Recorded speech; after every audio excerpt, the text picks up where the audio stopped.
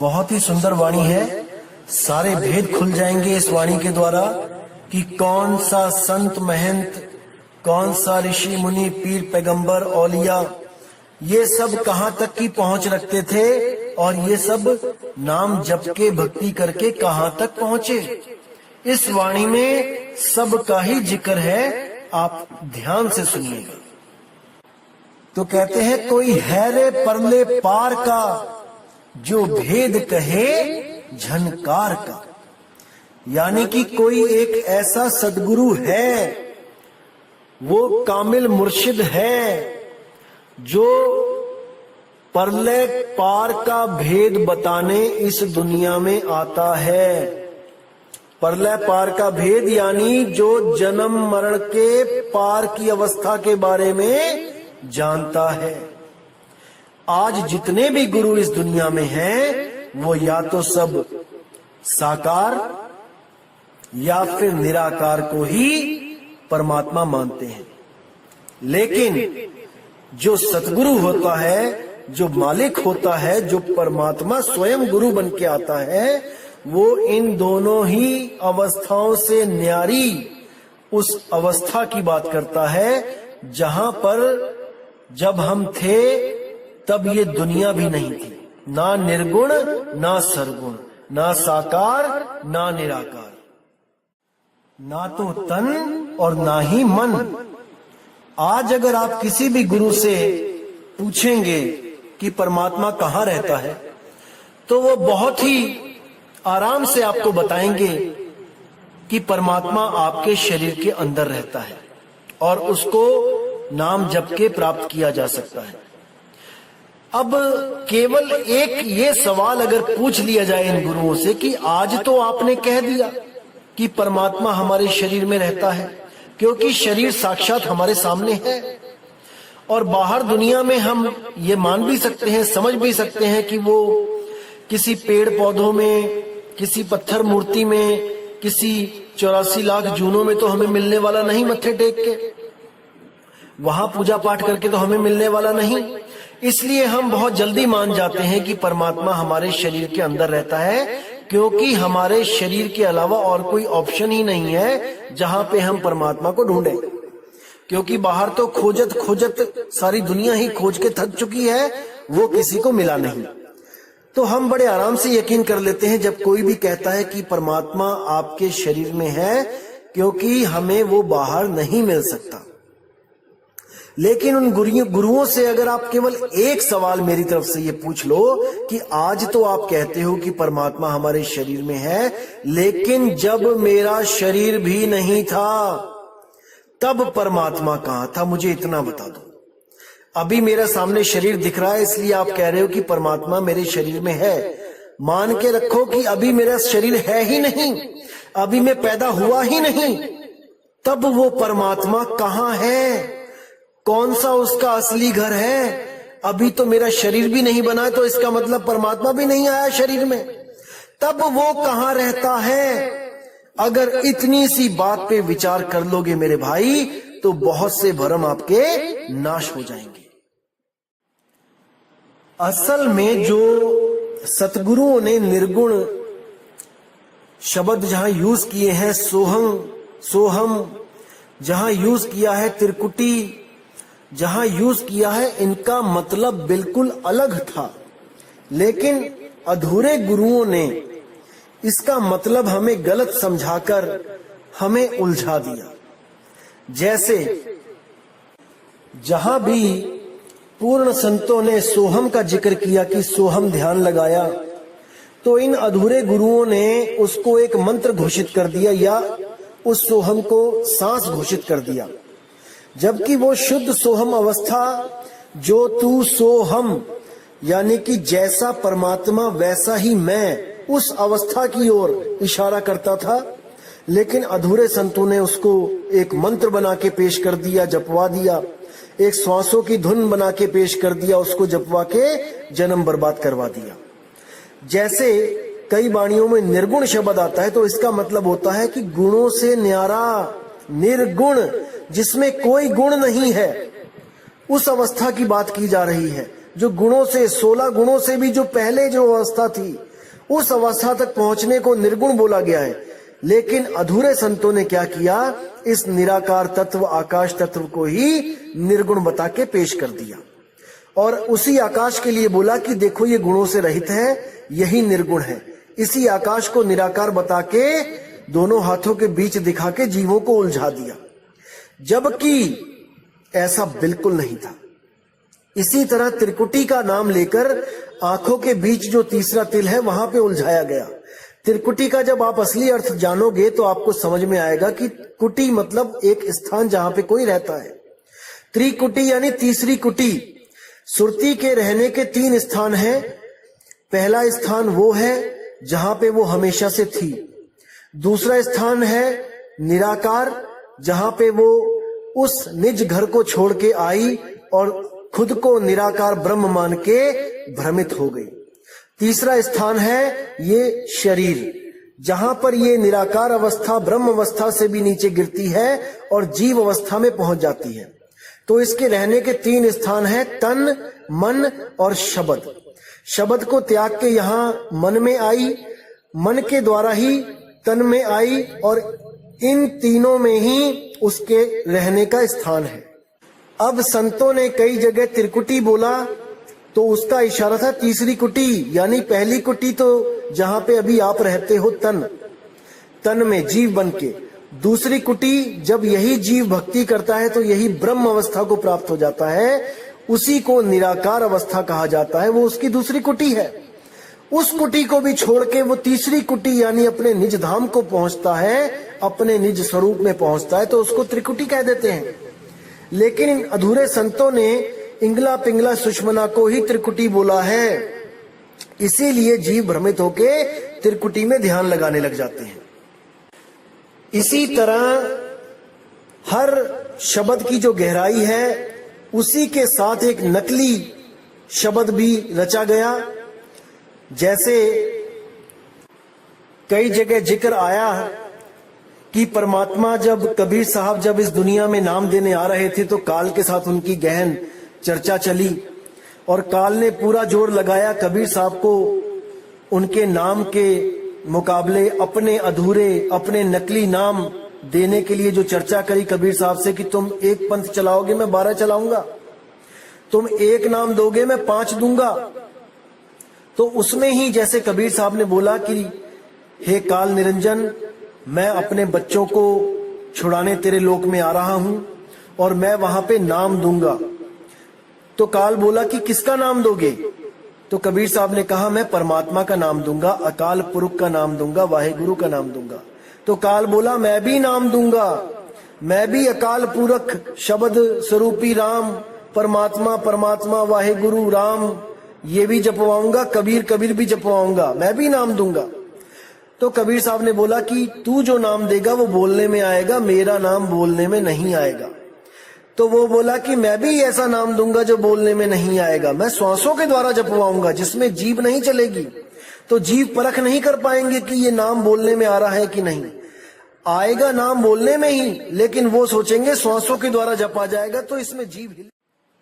तो आप जितनी भी वाणियों में बताओगे कि वो जीवा पे नहीं आता है तो ये लोग भी यही सोचेंगे हमारा नाम कौन सा जीभ पे आता है, हम तो श्वासों के द्वारा जप रहे हैं, यानी हमारा नाम भी सत्य है। तो साहिब ने कहा कि वो नाम एक धुन होगी, वो कोई अक्षर नहीं होंगे। तब काल बोला कि तुम एक धुन दोगे तो मैं 5 धुनें दूंगा, मेरी भी धुनें होंगी क्योंकि मेरे पास तत्व है, मैं तत्वों की धुनों में उलझाऊंगा। तब कबीर साहब ने बोला कि जो मेरा शब्द होगा वो बदलेगा नहीं, वो एक रस रहेगा। यहां पर आके काल कुछ बोल नहीं पाया क्योंकि उसके पास जो धुनें हैं वो बदलती हैं, 5 तत्वों की धुनें बदलती रहती हैं। तो यहां पर आके काल बोला कि हे महाराज, ऐसा कौन सा नाम है, ऐसा कौन सा शब्द है, मुझे भी बताएं, मैं भी जीवों की मदद करूंगा पार होने में। तब कबीर साहब ने बिल्कुल मना कर दिया कि वो नाम तुझे कभी नहीं पता लग सकता, वो नाम केवल तभी पता लगेगा जीव को जब स्वयं परमात्मा एक गुरु का रूप धारण करके इस जीव को जगाने के लिए दुनिया में आएंगे, नहीं तो उस नाम के बारे में कोई नहीं जान पाएगा। इसीलिए जीवों को जगाने के लिए कबीर साहब ने ये शब्द बोला कि जाप मरे अजपा मरे अनहद भी मर जाए, सुरत समाये शब्द में वाको काल न खाए, ताकि काल के द्वारा चलाए गए सारे नाम एक्सपोज हो जाएं, सारी दुनिया को पता लग जाए कि कौन से नाम सच्चे नहीं हैं जिनका नाश हो जाता है। कौन से नाम? जाप, अजपा, अनहद, यानी जितने भी मंत्र जो जपे जाते हैं उनका नाश हो जाता है। जितने भी मंत्र जो श्वासों के द्वारा जपे जाते हैं, जब श्वासों का नाश हो जाता है तो उन मंत्रों का भी नाश हो जाता है। और जो भी धुनें कान बंद करके सुनी जाती हैं, 5 तत्वों की 5 धुनें, तो तत्व शांत होने के बाद, तत्व खत्म होने के बाद वो 5 तत्व की 5 धुनें भी खत्म हो जाती हैं। जाप मरे अजपा मरे अनहद भी मर जाए, सुरती समाये शब्द में। अब ये कौन सा शब्द है? ये गुप्त सार शब्द है जिसका कभी अंत नहीं होता, जो निरंतर चलता है। शब्द निरंतर से मन लागा, मलिन वासना त्यागी, उठत बैठत कबहु न छूटे, ऐसी ताड़ी लागी। उसी शब्द निरंतर से जब आपकी सुरती जुड़ जाती है, तब आप उस मुक्त अवस्था को, उस त्रिकुटी को, उस तीसरे धाम में पहुंच जाते हो, जिसके लिए बोला गया है जीव, शिव और पीव। जीव अवस्था तन अवस्था होती है, शिव अवस्था ब्रह्म अवस्था निराकार अवस्था होती है, और उसके बाद जो पीव अवस्था है वो नी अक्षर, नी तत्व, शब्द अवस्था होती है, शब्द गुरु की अवस्था होती है। तो इसी सुरती के 3 ठिकाने होते हैं, और वो जीव और शिव को त्याग कर हमेशा के लिए पीव अवस्था में जाके पीव की तरह ही मुक्त हो जाती है। उसी अवस्था को निर्गुण अवस्था बोला गया है, यानी वहां पर कोई गुण नहीं है, वहां 16 पुत्र 16 गुण नहीं है, वो गुणातीत अवस्था है। उस अवस्था का लेना देना इस 3 लोक से कदापि नहीं है, बिल्कुल नहीं है। लेकिन ये अधूरे गुरु क्या करते हैं?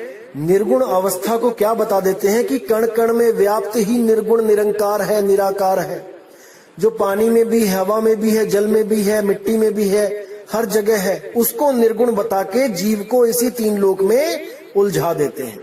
जबकि निर्गुण का मतलब होता है निर्गुण, जहां पर कोई भी गुण ना हो, क्योंकि जहां गुण है वहां अवगुण भी है। इसीलिए दोनों से पार गुणातीत अवस्था को ही निर्गुण अवस्था बोला गया है। तो आगे वाणी क्या कहती है? वारही गोरख वारही दत्त, वारही ध्रुव प्रहलाद अर्थ, वारही सुखदेव वारही व्यास, वारही पारासुर प्रकाश, वारही दुर्वासा दरवेश, वारही नारद सारद शेष। यानी कोई भी पार नहीं हो पाया, सबके सब वार ही रह गए, इस पार ही रह गए। गोरख दत्त ध्रुव प्रहलाद कितनी भक्ति करी, बचपन से ही 6-6 साल की उम्रों में भक्ति में लग गए, लेकिन दुनिया सोच रही है कि वो मुक्त हो गए हैं, उनको परमात्मा मिल गया, लेकिन नहीं, वो भी परमात्मा को प्राप्त नहीं कर पाए। वो भी केवल पुण्य कर्म इकट्ठा करके स्वर्ग महास्वर्ग में जाके उनको वो स्थान मिला।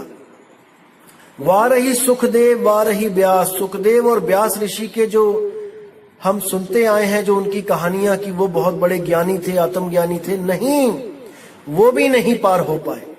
वारही पारासुर प्रकाश, पाराशर के बारे में आप जानते ही हो क्या क्या हुआ। वारही दुर्वासा दरवेश, वारही नारद सारद शेष, वारही भरथर गोपी चंद, वारही सनक सनंदन बंध, सब के सब बंदी रहे, बंधन में रहे।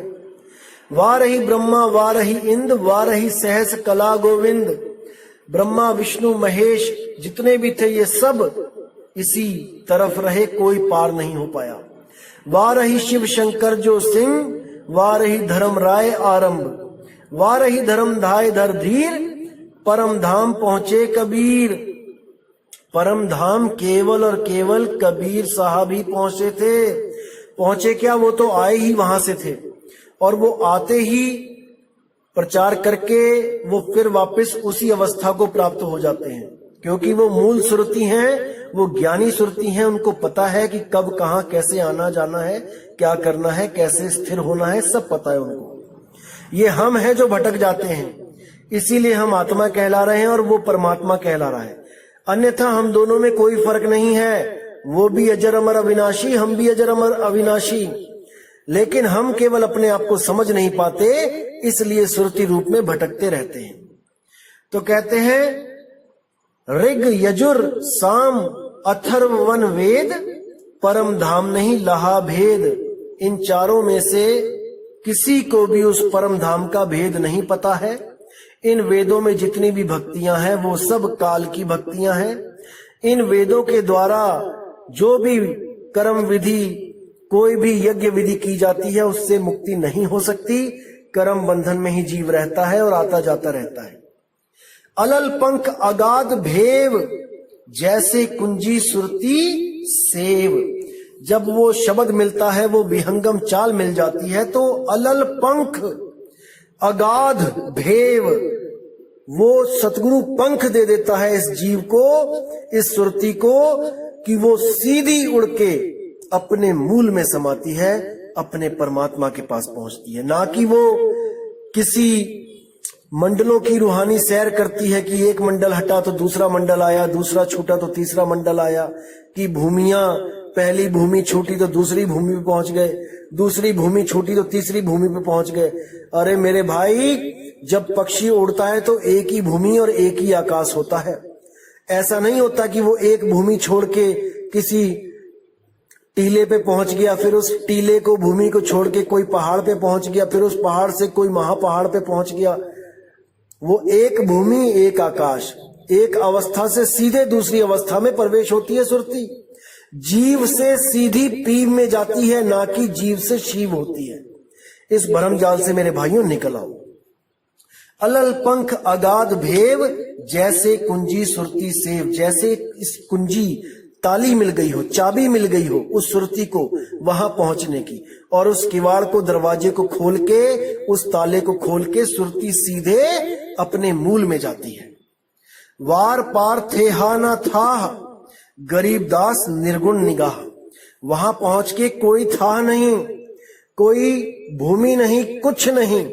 वहां पहुंच के वो अपने मूल निज स्वरूप में स्थित हो जाती है और वो निर्गुण हो जाती है। निर्गुण यानी 16 गुणों को, जो 16 पुत्रों को पैदा किया था, उससे भी पहले जो अवस्था थी वहां पहुंच जाती है और हमेशा के लिए इन गुण अवगुणों से न्यारी हो जाती है। ये तभी होती है जब आपको विहंगम योग कबीर साहब का जब प्राप्त होता है, जिसमें किसी भी देवी देवता की, किसी भी चक्र साधना की कोई जरूरत नहीं होती। सीधी सुरती को अपने शब्द, अपने मूल शब्द में लगवाया जाता है। जब ऐसा भेदी गुरु आपके जीवन में आता है, तभी आपको ये अवस्था प्राप्त हो सकती है। नहीं तो आप जितना मर्जी कोशिश कर लो, आप इन्हीं चक्रों की साधना में, आप इन्हीं भूमियों की साधना में उलझे रहेंगे, कभी पार नहीं हो सकते। क्योंकि पार होने के लिए केवल और केवल आत्म साधना ही आपकी मदद कर सकती है और कोई नहीं। केवल वो अचल अडोल आत्मा ही आपकी सुरती को एकाग्रता दे सकती है, उसको स्थिर कर सकती है। अन्यथा इस दुनिया में ऐसी कोई चीज नहीं जो आपकी सुरती को स्थिर कर पाए, क्योंकि सुरती पहले ही श्वासों में रमी हुई है और वो आ और जा रही है। श्वासों के द्वारा ही एक शरीर से दूसरे शरीर में जाती है और श्वासों के द्वारा ही इस भव बंधन में उलझी हुई है। अगर कोई ऐसा गुरु मिल जाए आपको जो इसको श्वासों से न्यारा कर दे, इस गांठ को खोल दे, तो मेरे भाई आप हमेशा के लिए मुक्त हो जाएंगे, हमेशा के लिए बंधन से आजाद हो जाएंगे। क्योंकि 5 तत्व का बंधन केवल श्वासों के द्वारा ही बंधन में है। सबसे मजबूत गांठ केवल श्वास में ही है जो सुरती की लगी हुई है। अगर ये गांठ खुल जाए मेरे भाई, तो आप सर्वथा मुक्त हैं।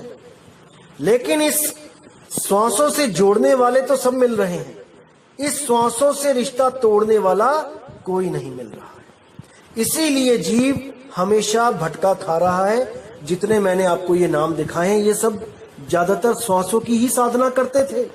ये सोहम ओहम वाले ही हैं। जैसे एक वाणी में आता है, ओम सोहम में थे ध्रुव प्रहलादा, ओम सोहम वाद विवादा, कि ओम और सोहम का ही नाम ये श्वासों में जपते थे, और ये वाद विवाद है, ये सतनाम नहीं है। ओम सोहम सतनाम होता तो सतनाम कभी वाद विवाद ना होता, लेकिन ओहम सोहम वाद विवादा बोला गया है, यानी इसमें पढ़ के भी आप मुक्त नहीं हो सकते, आप कहीं नहीं जा सकते, आपको यहीं आना पड़ेगा वापस।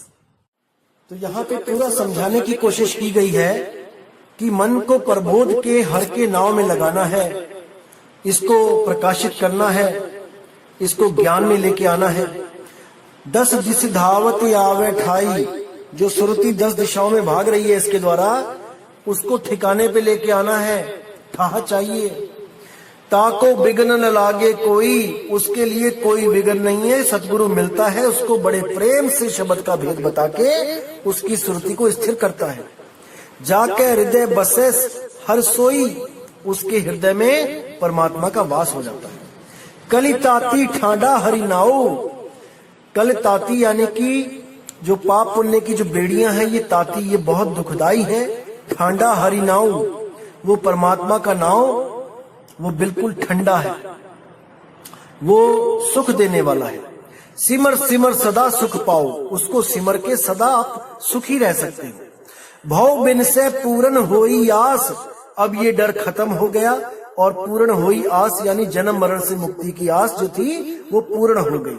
कैसे हुई? भक्त भाई आत्म परगास, वो आत्मा का प्रकाश हो गया और हमेशा के लिए सुरती उस आत्मा में रम गई। तित घर जाई बसे अविनाश, कहो नानक काटी जमफास, उस घर जाके उस अविनाशी परमात्मा के पास आपकी सुरती पहुंच गई, शब्द में सुरती लग गई, और कहो नानक काटी जमफास, आने जाने का जो आपका था बार बार का झगड़ा, ये हमेशा के लिए जम की फांस ये कट गई। तत्व विचार कहे जन साचा, यानी कि इस तत्व को विचार के, आत्म तत्व को विचार के मैं सच कह रहा हूँ। जन्म मरे सो कांचो काचा, जो बार बार जन्मता और मरता है जो तत्व, वो सत्य नहीं है। जैसे श्वास है, आता है जाता है, ये सत्य नहीं है, ये खत्म हो जाता है, सत्य नहीं है। 5 तत्व सत्य नहीं है, और 5 तत्व की शक्लें सत्य नहीं है, और गुरु कोई शक्ल नहीं है, शब्द है। आवागमन मिटे प्रभ सेव, आप त्याग शरण गुरुदेव। आवागमन तभी मिटेगा जब आप त्याग, यानी इस शरीर को त्याग के शरण गुरुदेव, उस शब्द गुरु की शरण में ये सुरती जाएगी। ईव रतन जन्म का होई उधार, हरि हरि सिमर प्राण आधार। इसी रतन के द्वारा इस जीव का जन्म का उद्धार होगा, जब वो हर हर सिमरे प्राण आधार। जिस परमात्मा की वजह से ये प्राण भी चल रहे हैं, ये प्राणों का भी जो आधार है, उसको सिमर के ही यहां से हम छूट सकते हैं। तो मेरे भाइयों, मैं उम्मीद करता हूं कि आज के सत्संग से आपका विवेक बड़ा होगा, और मैं मालिक से अरदास करूंगा कि आपको हर चीज बिल्कुल सही सटीक समझ में आती रहे। इसी के साथ दोस्तों मैं विदा चाहूंगा। जय गुरु बंदी छोड़ बैराग साहिब, जय गुरु बंदी छोड़ साधु शरण साहिब, जय गुरु बंदी छोड़ बाबा मदन साहिब जी, जय जय सतगुरु बंदी छोड़ सतगुरु सत्य कबीर साहिब की सदा ही जय हो। साहिब बंदगी